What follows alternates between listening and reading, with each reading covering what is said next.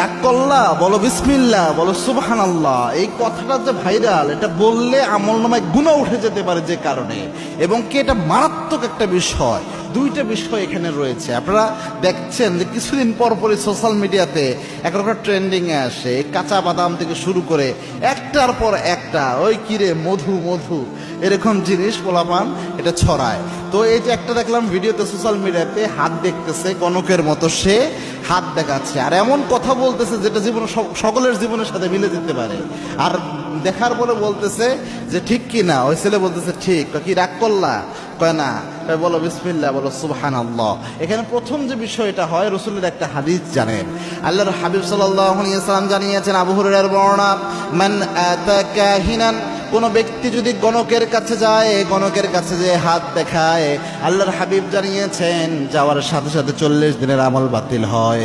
আরেক বর্ণনায় এসেছে, আল্লাহর হাবিব বলেছেন রাসূলের উপর যা নাজিল হয়েছে সবকিছু অস্বীকার করার গুনাহ আল্লাহ আমলনামায় দিয়ে দেয়, সবকিছুর সাথে কুফরি করা হয়ে যায়।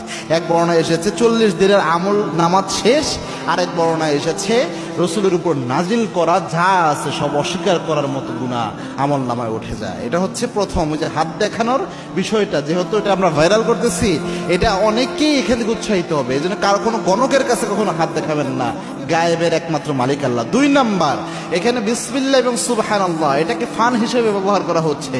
এই যে আপনি যে কোনো বন্ধুর সাথে দুষ্টামি করে, একটা ফাইজলামি করে বলে কি রাগ করলা, বল বিসমিল্লাহ, বল সুবহানাল্লাহ। এই যে বিসমিল্লাহ সুবহানাল্লাহ, এটা কিন্তু মারাত্মক একটা শব্দ। আল্লাহ রাব্বুল আলামিনের বরকতময় নাম বিসমিল্লাহ, সুবহানাল্লাহ, তাসবিহ আল্লাহ রাব্বুল আলামিনের বরকতময়, এগুলার অসংখ্য ফজিলত রাসূল সাল্লাল্লাহু আলাইহি ওয়াসাল্লাম হাদিসে বলে গিয়েছেন।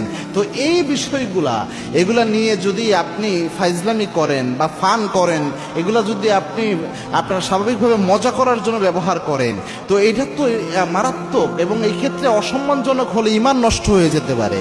এজন্য এই কাজটা যেন আমরা না করি।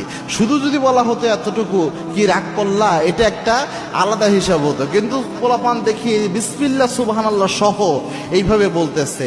এজন্য একটু সাবধানতা অবলম্বন করা উচিত যে বিসমিল্লাহ সুবহানাল্লাহ শব্দটুকু নিয়ে আমরা যেন ফাইজলামি না করি।